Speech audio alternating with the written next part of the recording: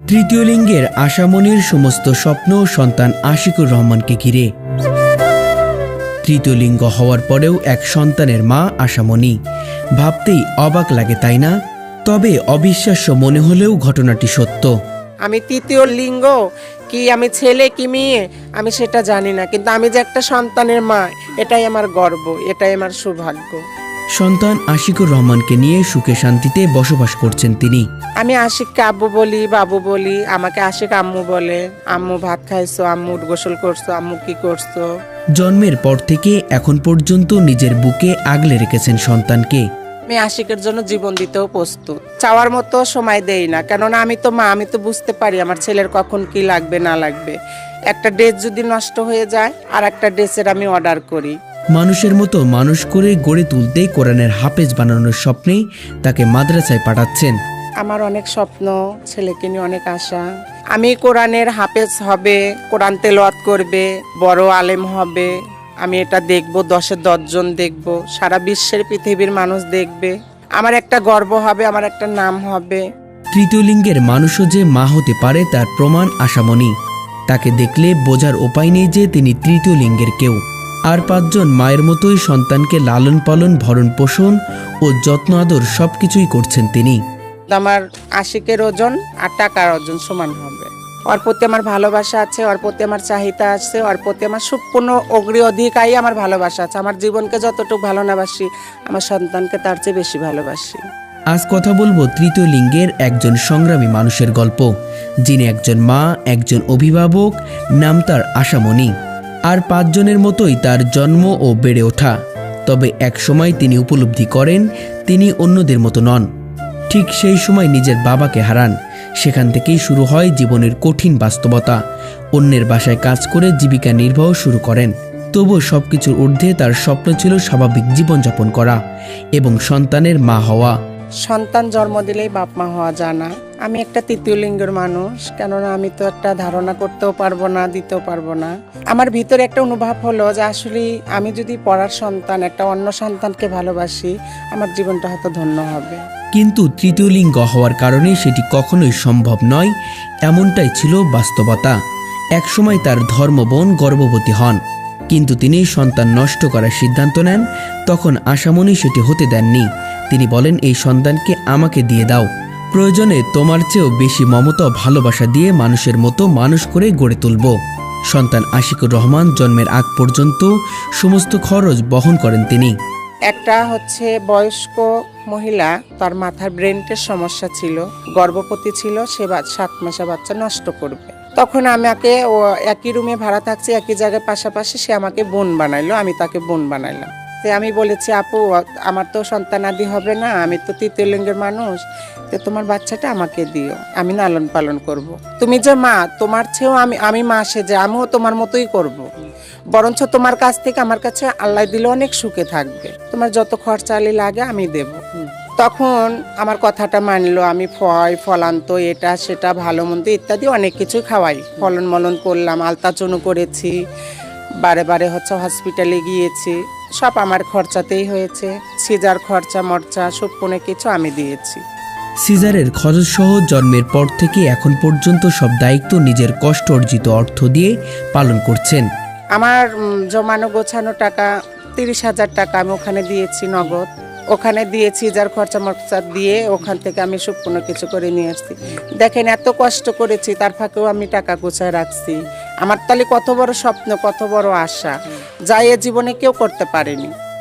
সন্তানের ভবিষ্যতের কথা ভেবে ধীরে ধীরে রাস্তায় বের হওয়া কমিয়ে দিয়েছেন তিনি। কারণ সন্তান দিন দিন বড় হচ্ছে, ভবিষ্যতে বাড়িতে হাঁস মুরগি পালন করে জীবিকা নির্বাহ করার পরিকল্পনাও রয়েছে তার। আমি একটা তৃতীয় লিঙ্গের মানুষ, আমি লোকের দ্বারে দ্বারে যাই, কখনো বিয়ে বাড়িতে নাচ গান করি, কখনো হাটে বাজারে যাই, দোকানে দোকানে টাকা উঠাই, আবার কখনো লোকজনের কাছে, কখনো গ্রামে খাওয়ার জন্য চাউল, এগুলা নিয়েই তো জীবন চলছে, আর এগুলো নিয়েই তো জীবনযাপন কাটাচ্ছি, এগুলা খেয়ে বেঁচে আছি। এটা যে আমি যুগ যুগ এবং সারা বছর এগুলা যে করব তাও না, কেননা যে আমার আশিকের ভবিষ্যৎ আছে, ভবিষ্যৎ গড়ে তুলতে হবে। বড় হচ্ছে, আমি যে তৃতীয় লিঙ্গের মানুষ, আমিও যে সারা জীবন এটা করব তা না। আমার গোয়ালে গরু আছে, বাছুর আছে, আমি গরু বাছুর দেখশন করব, নিজের সংসারে চাহিদাকে পূরণ করব। আশিকুর রহমানের কাছে মা মানেই আশামণি। জন্মের দিন থেকে আজ পর্যন্ত 9 বছর ধরে নিজের সবটুকু দিয়ে সন্তানকে লালন পালন করছেন তিনি। নিজের গর্ভে ধারণ না করলেও ভালোবাসার কোনো কমতি রাখেননি। পেটে ধারণ করলেই যে মা হওয়া যায় তা নয়, তার প্রমাণ তিনি। কোলে পিঠে করে মানুষ করেছেন সন্তানকে, কেনা দুধ খাইয়ে বড় করে তুলেছেন। যখন সন্তান নিজেকে মা বলে ডাকে, তার হৃদয় যেন প্রশান্তিতে জুড়িয়ে যায়। বড় হব, মানুষের মতো মানুষ হয়ে কামাই করে খেলাবো। কাকে খেলাবা? আম্মুকে, আব্বুকে। কামাইয়ের সোর্স খাওয়া এগুলো কোনো কিছুই আমি স্বপ্ন আশা করি না। আমি চাই আশিক ভালো থাক, সুন্দর থাক, ওর জীবনটাকে গড়ে উঠুক, ওর জীবনটা ও সুন্দর করে গড়ে নিক। আমি যে মা, আমাকে সারা দেশ ঘুরে এসে যে আমাকে একটা মা বলে, এটাতেই আমি শান্তি, আমি এটাতেই খুশি, আমি যে একটা মা। এখনও সন্তানকে বুকে জড়িয়ে ঘুম পাড়ান। মা কষ্ট পেয়ে কাঁদলে সন্তান আশিকুরও কেঁদে ওঠে। মা যেমন সন্তানকে ভালোবাসেন, তেমনই আশিকুর রহমানও মাকে গভীরভাবে ভালোবাসে, যেন এক অন্যরকম ভালোবাসার মেলবন্ধন। আমি আর এক রুমে শুয়ে থাকি, এই রুমে বাবু আমার পরে যখন কোরআন তেলাওয়াত করে, তখন আমার জানটা, মানে আমি শুই না মানুষ, আমি বিছানায় শুয়ে পড়ি, সে মানুষ উঠে আমি বসে 1 ঘন্টা 2 ঘন্টা 1.5 ঘন্টা আমি বাচ্চার কোরআন তেলাওয়াত শুনি। আর কোরআন তেলাওয়াতটা শুনে এত ভালো লাগে যা বলার মতো না। প্রতিদিন সন্তানকে ঘুম থেকে উঠিয়ে ব্রাশ করানো, মুখ ধোয়ানো ও খাবার খাওয়ানো সব নিজ হাতে করেন তিনি। এরপর মাদ্রাসার জন্য প্রস্তুত করে পাশের একটি মাদ্রাসায় পাঠান কোরআনের হাফেজ বানানোর উদ্দেশ্যে। দেখেন যে মায়েদের যে কাজ, চোখের ঘুমকে হারাম করে সুন্দর করে রান্না করে বাবুকে ডাক দিয়ে, চিহারির সময় ডাক দিয়ে বাবুকে ব্রাশ করায়, বাবুকে খাওয়া দাওয়া করায়, সুন্দর করে আবার ঘুমায়। আবার দেখেন ভোর 7টার সময় আমি ডেকে তুলে দিই, আব্বু ওঠো, স্কুলের সময় হয়েছে। বাবু ওঠে, ব্রাশ করে, সুন্দর করে রেডিমেডি হয়ে বাবু স্কুলের দিকে চলে যায়। সন্তানকে মাদ্রাসায় পাঠানোর পর শুরু হয় তার সংসারের কাজ। রান্না বান্না, ঘর গোছানো, থালা বাসন ধোয়া সবই করেন তিনি। দেখে বোঝার উপায় নেই তিনি তৃতীয় লিঙ্গের কেউ। দেখেন এই চিহারির সময় শেষ রাতে মাহি রমজান মাস এসেছে, আমার অতটুক বাচ্চা, তবু আমাকে বলে আম্মু তুমি আমাকে শেষ রাতে ডাক দিও, আমি চিহারি খাবো, রোজা রাখবো। মাদ্রাসা থেকে বাড়ি ফিরলে আশিকুর রহমান মাকে জড়িয়ে ধরে, মা আদর করে পড়াশোনার খোঁজ নেন। পরম যত্নে তাকে গোসল করান, জামা কাপড় পরিয়ে দেন। রান্নার সময় ছেলে মাকে সহযোগিতা করে, গল্পে জমে ওঠে মা ছেলের সময়। তাদের সম্পর্ক সত্যি অসাধারণ। না, আশিক চেয়ে এমন কিছু না যা আশিক পায়নি।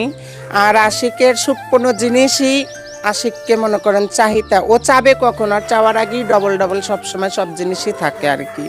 মা আশামণির একটাই স্বপ্ন, ছেলে মানুষের মতো মানুষ হয়ে বড় হবে, কোরআনের আলোয় আলোকিত হবে, মৃত্যুর সময় এক মুঠো মাটি কবরে দেবে, এটাই তার আশা। সন্তানের কাছে আর কোনো চাওয়া পাওয়া নেই। সন্তানের কথা বলতে গিয়ে কান্নায় ভেঙে পড়েন তিনি। নিজের থেকেও বেশি ভালোবাসেন আশিকুর রহমানকে। নিজের সবটুকু দিয়ে সন্তানের জন্য করার চেষ্টা করেন। আমার আশিকের কাছে কোনো দাবি দেওয়ার কোনো কিছু নাই। আমার আশিকের কাছে একটাই আমার অনুরোধ, ভালোবাসা থাকবে, যে ও বড় হবে, মানুষের মতো মানুষ হবে, আমার স্বপ্নকে সত্যি করবে। আমার অনেক আশা, মাওলানা হবে, আলেম পাস করবে, আমার পাশে বসে কোরআন শরীফ পড়বে, আমাকে শোনাবে, আমি 2 কান ভরে মন ভরে শুনবো, এটাই আমার সৌভাগ্য। আর আমি যখন এই দুনিয়া পৃথিবী ছেড়ে গত হব, কিন্তু আমাকে তো আশিক আর কিছু দিতে না পারুক, ভালোবাসা 2 মুঠো মাটি তো দিতে পারে। আমার কি বলবো আমার ছেলের কথা। সিরাজগঞ্জ জেলার রায়গঞ্জ উপজেলার তেলিজান আশ্রয় প্রকল্প এলাকায় আশ্রয় নেওয়া আশামণি ও তার সন্তান আশিকুর রহমানের গল্প এটি। পরিশেষে আশামণি সন্তানের জন্য দেশের মানুষের কাছে দোয়া প্রার্থনা করেন। আজকের গল্পটি একজন তৃতীয় লিঙ্গের ব্যক্তিকে নিয়ে, যার একটি সন্তান রয়েছে। এটা কখনো কি বিশ্বাস করা যায়? হ্যাঁ দর্শক, বিশ্বাস না করলেও আজকে করতে হবে। আমি আজকে এমন একটি পরিবারে এসেছি, যেই পরিবারে একজন তৃতীয় লিঙ্গের মা, যার একজন সন্তান আছে, নাম আশিক, এবং যেই মা তার নাম হলো আশামণি। আজকে সেই গল্পটাই আপনাদের কাছে তুলে ধরার চেষ্টা করব। জানতে চাইব তৃতীয় লিঙ্গ হওয়ার পরেও কিভাবে একটি সন্তান হলো তার। তো দর্শক চলুন আজকে তাদের কাছ থেকেই, তাদের মুখ থেকেই শুনে নিই। দেখেন, আমি একটা তৃতীয় লিঙ্গের মানুষ হলেও আমি কিন্তু একটা মা। আর আমি তৃতীয় লিঙ্গের মানুষ কিনা, ছেলে এবং মেয়ে কিনা সেটাও আমি জানি না। আমি যে একটা সন্তানের মা, এটাই আমার গর্ব। একটাই আবেদন যে আমি তৃতীয় লিঙ্গের লোকও যদি হই, আমারও কিন্তু একটা আশা আছে। আমি ছেলেকে মানুষ করব। ভাত খাওয়ার না খাওয়া সেটা হচ্ছে পরের কথা। আমার আশিক যে মানুষের মতো মানুষ হচ্ছে, বড় হচ্ছে, ও যে আমাকে ভালোবাসবে, ও যে আমাকে ভালোবাসা দিবে, ও যে আমাকে আদর যত্ন করবে, ও আমি বয়স হলে যেন আমাকে মাটি দিতে পারে এবং ও যেন আমাকে টানা খেচড়া করতে পারে। দেখেন, এরকম ভাগ্য সৌভাগ্য কয়জনের হয়। মাদ্রাসায় দিয়ে পাঠায়, তখন ওখান থেকে আসে, আম্মু আসসালামু আলাইকুম, আমাকে সালাম দেয়, আম্মু ভাত খাইছো কি না, মানে খোঁজ খবর নিবে। আমি যদি না খাই, রাগ করে থাকি, যদি আমি কান্না করি শুয়ে, আমার বাবু মাথা টিপে দেয়, মাথায় তেল দিতে চায়। আবার হচ্ছে যদি বলে আব্বু আমার হাত পা ব্যথা করছে, আমার হচ্ছে বাবু হাত পা টিপে দিতে চায়, তা আমি বলি থাক বাবা, দিতে হবে না, তুমি বলেছো, আমি খুশি। আবার আমার জ্বর ঠান্ডা লাগলে আমার বাবু বালতিতে পানি নিয়ে আমার মাথায় পানি ঢেলে দেয়। হ্যাঁ, আমাকে অনেক ভালোবাসে। হ্যাঁ, অবশ্যই একটা গর্ভধারিণী মা পেটে ধরে যতটুকু আদর যত্ন না পায়, আমি পেটে না ধরেও, পেটে যদি নাও ধরি, তবুও যে আমি লালন পালন করেছি ছোট্ট থেকে, তার থেকে বড় এবং তার থেকেও আমি বেশি দ্বিগুণ ভালোবাসা আমার ছেলের কাছে পাই। আমি তো বুঝতেই দেই না যে এরকম কথা, কেননা কষ্ট পাবে, মনে দুঃখ পাবে। দর্শকবৃন্দ, দেশের বাহিরে যেখান থেকে সবাই দেখছেন, সবার কাছে, আপনাদের কাছে আমার অনুরোধ, আমার আশিকের জন্য দোয়া করবেন। আমার আশিক যেন ভালো থাকে, আমার আশিক যেন সুন্দর থাকে, আমার আশিকের মাথার জ্ঞান বিদ্যা উপরাল্লাহ যেন তাকে ভালো করে দেয়। আর আমি তৃতীয় লিঙ্গের মানুষ, আশা বলছি, আমি আশা যেন তৃতীয় লিঙ্গের মানুষ যেন আমার ছেলেকে মানুষের মতো মানুষ করতে পারি। এটাই তোমাদের কাছে আমার দোয়া, এটাই তোমাদের কাছে আমার চাওয়া।